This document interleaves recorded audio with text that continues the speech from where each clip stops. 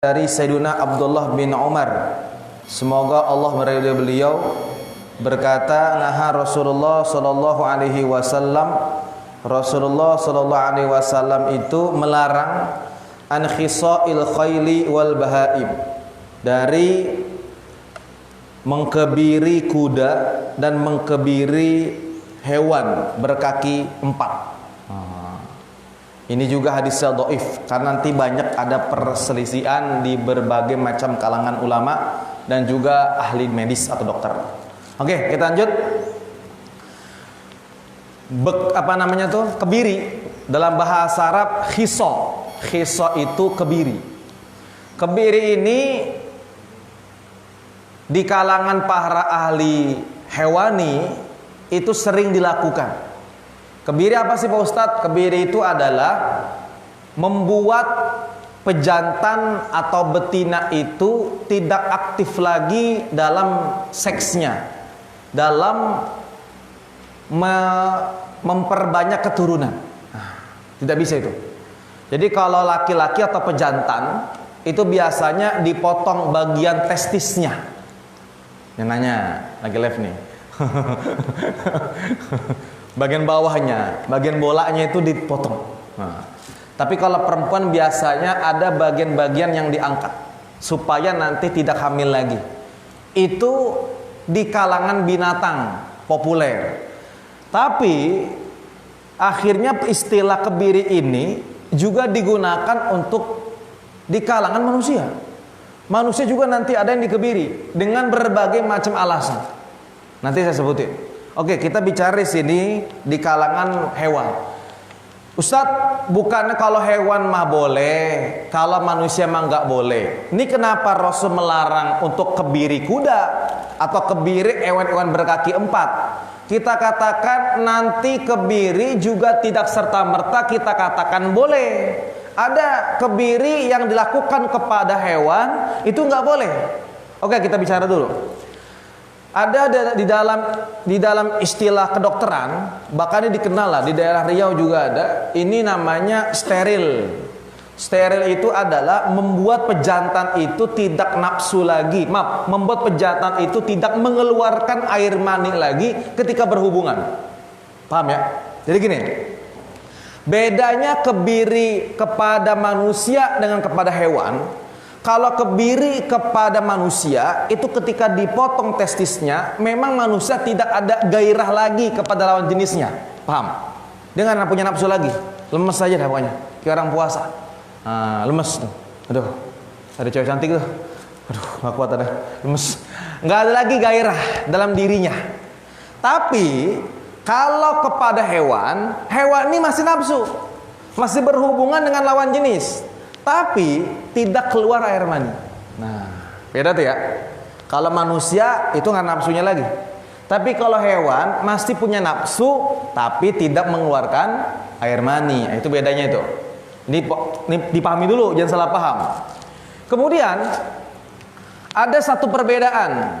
Apakah boleh melakukan kebiri kepada hewan? Nah, di sini di berbagai macam kitab dijelaskan banyak ini. Perbedaan para ulama di kalangan 4 madhab tentang memahami hadis ini, atau juga memberikan hukum kepada apakah hewan itu boleh dikebiri ataupun tidak. Nah, pertama, ulama mengatakan boleh mengkebiri hewan jika hewannya itu yang dikebiri adalah hewan yang kalau dikebiri itu akan memberikan keuntungan kepada para penjual. Jadi kuda, hewan-hewan ternak lah, disebut dengan an'am. Maka ada surah namanya surah Al-An'am. Apa surah Al-An'am artinya? Binatang atau hewan-hewan ternak. Benar ya? Al-An'am. Itu disebutkan atau dijelaskan oleh para ahli ketika ada hewan ternak yang dipotong atau yang dikebiri, nanti tubuhnya akan gemuk. Tubuhnya akan gemuk. Dan nanti ketika gemuk, keuntungan bagi penjual, dagingnya tebal dan harganya akan drastis naik. Nah, untung kira-kira? Untung nggak? Untung. Di kalangan para penjual untung. Makanya kebiri seperti itu diperbolehkan. Satu, ingat ya, satu. Yang kedua, kebiri diperbolehkan jika ada satu penyakit, kalau seandainya ini hewan hamil lagi. Kalau ada hewan yang hamil lagi, itu contoh ya, ini contoh. Ada satu hewan, dia ini punya penyakit. Kalau dia hamil lagi, dia bakal meninggal. Maka salah satu caranya adalah dikebiri supaya tidak hamil. Gitu cara pikirnya. Jadi bukannya wah nih Islam nih agama yang apa namanya tuh Viking, agama-agama yang jahat kepada hewan sekitar. Tidak. Justru ada alasannya kenapa manusia diperbolehkan untuk kebiri. Contohnya seperti itu tuh. Jika dikatakan hewan itu punya alasan seperti alasan penyakit, yang kalau dia membiarkan tubuhnya atau membiarkan dirinya untuk melakukan hubungan intim kepada lawan jenisnya, maka nanti si betinanya akan hamil, dan ketika hamil akan sakit. Atau umpama hewan ini punya penyakit, dan penyakitnya ini masuk ke dalam air maninya. Jika dia melakukan hubungan intim kepada lawan jenisnya, dia akan memindahkan virus dari jantan ke betina. Maka dicegah dengan apa? Kebiri. Paham nggak? Paham nggak? Kebiri.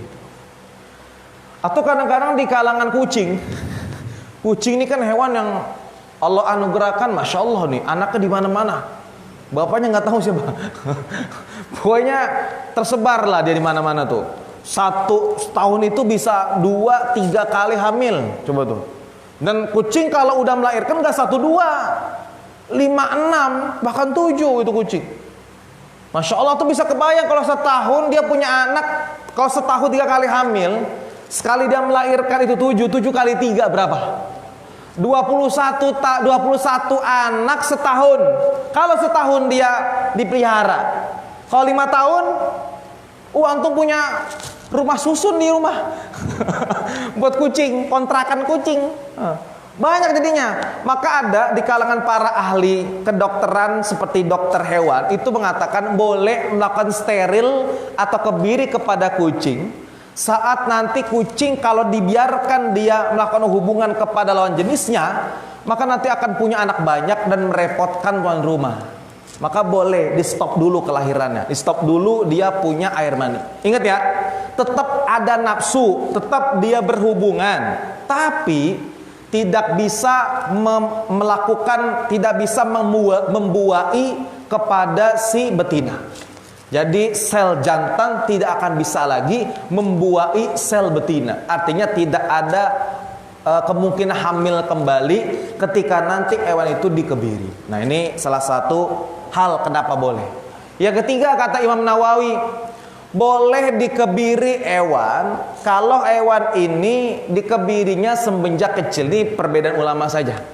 Kalau masa kecil atau masih kecil boleh dikebiri. Kalau udah gede nggak boleh. Ini perbedaan saja di kalangan para ulama. Artinya apa? Ada beberapa alasan dan tidak serta-merta ini hadis kita pahami secara secara struktural, secara bahasa utuhnya saja kita pahami sehingga kita langsung mengatakan haram kebiri kepada hewan. Nah, itu enggak seperti itu bahasanya. Yang kedua, hukumnya haram kebiri kepada hewan.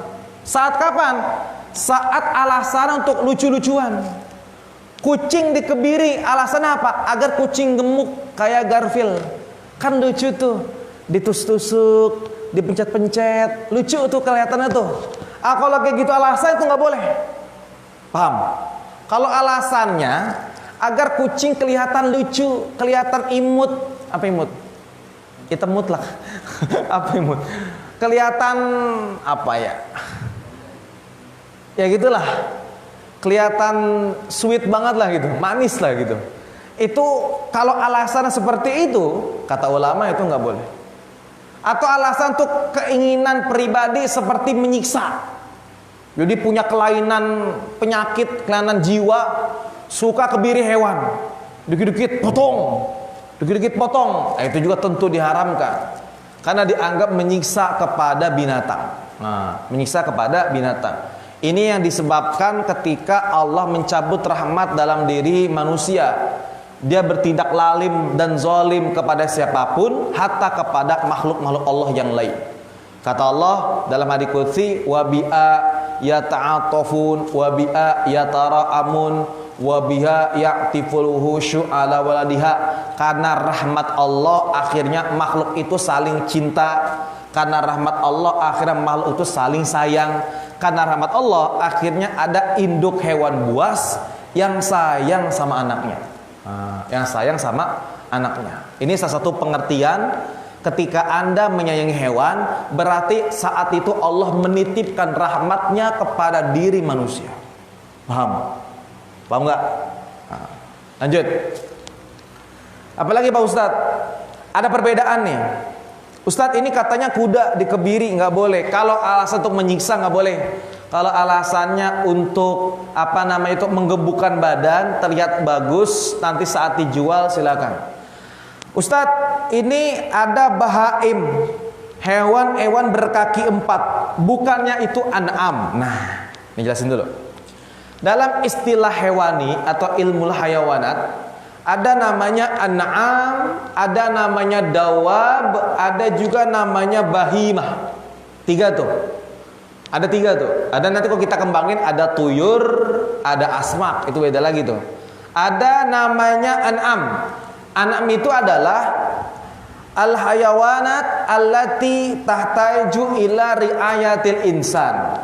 Hewan yang dia nggak bakal hidup kecuali ditolong sama orang. Keberadaannya terancam kalau sendirian. Makanya dia perlu dirawat sama manusia. Apa contohnya? Hewan yang perlu dirawat sama manusia. Kambing tuh. Kalau di luar ditangkap, kalau di luar nanti dibunuh, kalau di luar nanti diburu. Apalagi kuda tuh, apalagi kerbau, bebek, bener ya, itik, apa gitu. Dan hewan-hewan yang lainnya lah. Itu namanya an'am. Babi, Ustadz, babi sama babi juga. Babi sebagian ulama mengatakan juga termasuk an'am. Sekalipun ada mengatakan karena babi termasuk hewan yang tidak boleh dimakan, nanti dikeluarkan dari golongan an'am. Dia nggak boleh. Dikeluarkan dari golongan an'am, dimasuk kepada dawab. Satu, ada sebagian ulama seperti itu mengatakan. Yang kedua, dawabun. Itu kata ulama al-hayawanat allati tumkinu'a an ta'isha duna riayatil insan. yakni hewan yang kemungkinan dia bakal hidup tanpa ada bantuan dari manusia. Ini hewan yang mandiri. Biasanya hewan ini ta'ishu fil ghabah, hidupnya di hutan. Nah, biasanya hewan-hewan yang liar di hutan itu mereka nggak perlu bantuan orang lain. Dengan sendirinya, dengan kepribadiannya, dengan kemandiriannya dia bisa hidup. Nah, ini namanya dalam bahasa namanya dabah. Nah, paham? Yang ketiga, bahimah. Bahimah ini ada mengatakan katanya hewan yang dulunya liar lalu dijinakan.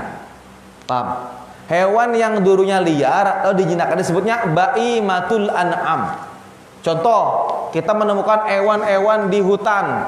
Kita pelihara, selama lama dia patuh dan tunduk sama kita. Akhirnya itu hewan akhirnya merasa perlu dengan bantuan kita, maka dikatakan bahimatul an'am. Banyaklah. Kalau ingin berbeda pendapat silakan, ini istilah di kalangan para ahli bahasa tentang memahami arti an'am, dawab dan bahimah. Nah, Ustadz, kalau manusia, manusia ini termasuknya bahimah. Bahimah. Dawab, kalau serangga termasuk dawab, hewan melata. Serangga, semut, apalagi itu? Apalagi? Kalau jengking dan lain-lainnya dan kawan-kawanan kerabat-kerabatnya, itu biasanya disebut dengan dawab, dabah namanya. Oke, kita lanjut. Itu istilah saja. Nah, ini salah satu contoh bagaimana cara kita memahami tentang arti bahasa. Kita masuk lagi tentang masalah kebiri. Jadi kebiri ini di kalangan para ahli, baik para ulama atau juga para ahli kedokteran, ahli medis, itu diperselisihkan. Tadi kita kembali bagaimana Ustadz kalau ini dipraktekkan pada diri manusia. Nah, jelas-jelas ini tidak boleh kecuali tadi ada alasannya. Pertama, Kalau di kalangan manusia kebiri ini jelas tidak boleh. Jelas tidak boleh. Apalagi ada alasan-alasan yang mungkin dibantah oleh syariat. Di kalangan para sahabat ini hampir bahkan pernah viral, pernah trending, pernah terkenal saat itu. Seperti di kalangan Sayyiduna Imran bin Husain, atau juga di kalangan Sayyiduna siapa namanya itu? Utsman bin Maz'un, atau juga di kalangan beberapa para sahabat yang memang mengedepankan hati zuhud. Karena mereka takut mereka ibadah akan terganggu, mereka takut kalau punya istri ibadah mereka akan menurun, mereka takut kalau cinta kepada manusia akan membagi cintanya kepada Allah. Maka mereka ingin mengkebiri kemaluan mereka. Jadi ada cerita dalam kitab Sahih Bukhari. Itu cerita Sayyidina Utsman bin Maz'un yang minta izin sama Nabi untuk mengkebiri kemaluan beliau. Masya Allah ini. Apa alasannya? Agar ibadahnya fokus. Agar ibadahnya fokus. Itu sahabat Nabi itu, Masya Allah tuh. Ini untuk ibadah, gila-gilaan dalam ibadah. Gila-gilaan dalam ibadah. Kalau kita apa? Gila-gilaan tuh nggak ibadah. Kalau kita nih. Kalau sahabat Nabi ini nggak main-main. Agar mereka bisa fokus dalam ibadah, mereka izin sama Nabi untuk mengkebiri kemaluan mereka. Lalu Nabi apakah senang? Lalu Nabi apakah ridho? Apakah restu? Dalam hadis sebutin, kata Nabi, saya aja menikah, saya aja makan, saya aja minum, saya aja bernaung di tempat yang teduh. Lalu kenapa dengan kalian? Kenapa kalian tidak menikah? Maka kata Nabi dalam sebuah hadis, "An-nikahu sunnati, faman raghiba an sunnati falaysa minni." Nikah itu sunnah aku, dan barang siapa yang benci kepada sunnahku, dia bukan termasuk golonganku. Wow, itu keras itu hadis Nabi itu. Bukan termasuk golonganku. Jadi dibantah oleh Nabi, dibantah oleh agama, dibantah oleh syariat tentang mengkebiri diri manusia. Apakah diperbolehkan? Jika alasannya seperti tadi, tidak boleh. Agar antum nih santri al-mustaqim nggak ngantuk, dipotong itu antum punya. Itu kok bisa jangan itu. Jangan dipraktekkan. Itu ngeri nanti. Pulang-pulang orang tua ngecek, loh, kok ada yang hilang? Ini yang paling bahaya nih. Ini yang paling bahaya kalau seandainya ada yang terjadi seperti ini. Alasannya dasarnya agama. Sama sekali Islam tidak mengajarkan seperti ini. Kalau di dalam Islam mengajarkan kebiri, tidak. Lalu bagaimana Ustadz? Agar kita punya nafsu, agar kita punya gejolak jiwa, gejolak syahwat itu bisa diturunkan. Ingat ya, nafsu syahwat itu tidak bisa dihilangkan. Karena itu udah menjadi pemberian daripada Allah kepada kita. Tidak bisa itu. Agar kita bisa ibadah, ada nafsunya, namanya nafsul mutmainnah. Apa kata Allah? Ya ayyatuhan nafsul mutmainnah. Terus irji'i ila rabbiki radiyatan mardiyah. Fadkhuli fi ibadi wadkhuli jannah. Kalau pengen ibadah nih ngaji antar nafsunya nih, namanya nafsul mutmainnah. Makanya yang nggak punya nafsu itu nggak mau ngaji. Bawaannya ngantuk mulu, woi, tidur mulu. Itu lagi dicabut nafsunya tuh, hati-hati nih. Itu nafsul mutmainnah. Ada namanya nafsul lawamah, ada namanya nafsul ammarah. Inna nafsal ammaratum bisu, ada juga gitu. Kalau lawamah ammarah itu nafsu yang biasanya ngajakin kepada perkara-perkara maksiat, perkara-perkara tidak mengindahkan perintah Allah, tidak mengerjakan segala apa yang Allah suruh, apa yang Allah perintah. Itu juga termasuk dalam nafsul lawamah, nafsun ammarah. Itu sesuatu yang dilarang. Kalau nafsul mutmainnah, itu diperbolehkan. Lanjut. Yang kedua, bagaimana cara kita Memaami kebiri diperbolehkan. Nah, tadi kita kembali. Ternyata, ini saya pernah dengar salah satu ceramah dari Ustadz Abdul Somad ketika beliau membuka forum tanya jawab. Jadi kata beliau ketika ditanya apa hukumnya mengkebiri, beliau jawab tadi itu penjelasannya udah saya sampaikan tadi di awal seperti itu. Kebiri kepada hewan, kata beliau kalau kebiri kepada manusia ada sebagian yang membolehkan. Seperti tadi, dia mengkebiri alasannya kalau dia hamil dia akan meninggal.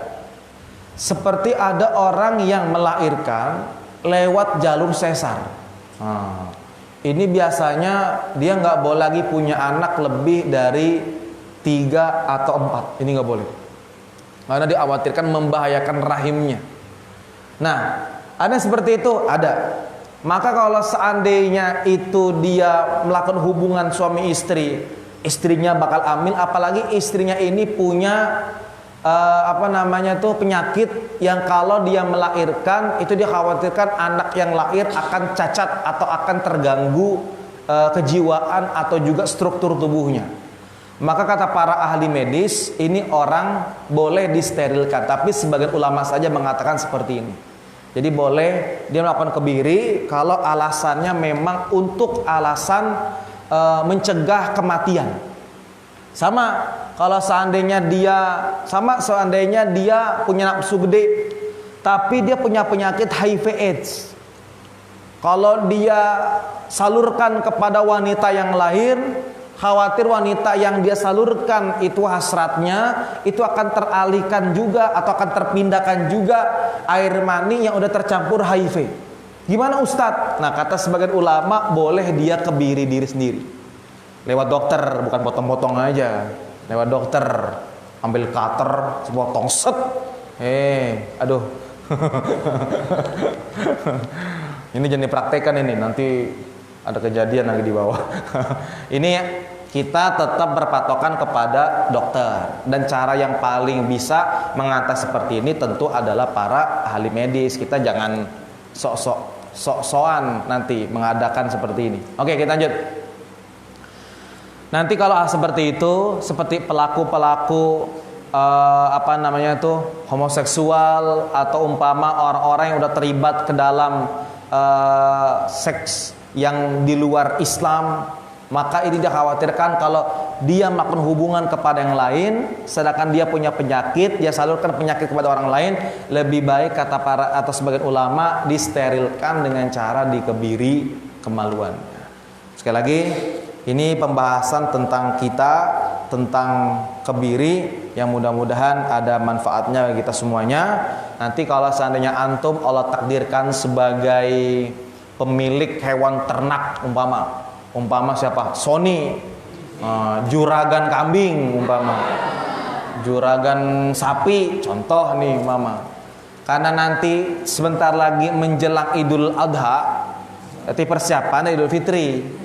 Dia kebiriin itu dia punya kambing. Alasan apa? Agar tubuhnya itu sehat dan gemuk. Itu boleh gak? Di sebagian ulama diperbolehkan dengan alasan seperti itu. Atau umpama kita punya kucing kita sakit, atau kucing kita hamil mulu, beranak mulu. Nah, cara mengantisipasinya adalah dengan cara dikebiri. Sebagian ulama mengatakan diperbolehkan. Cukup. Jadi kita mulai soal jam 12 kurang, setengah jam aja. Mudah-mudahan ada manfaatnya. Kita lanjut dulu Quran, karena ini Ramadan, bulannya bulan Quran. Jangan kemana-mana dulu ya. Langsung di mejanya dibarisin, dirapiin, langsung kita tadarusan Quran. Itu juga bakal tadarus nih, ambil Quran nih. Cukup, mudah-mudahan bermanfaat. Kurang lebihnya al-fakir mohon maaf. Billahi taufiq wal hidayah. Wassalamualaikum warahmatullahi wabarakatuh.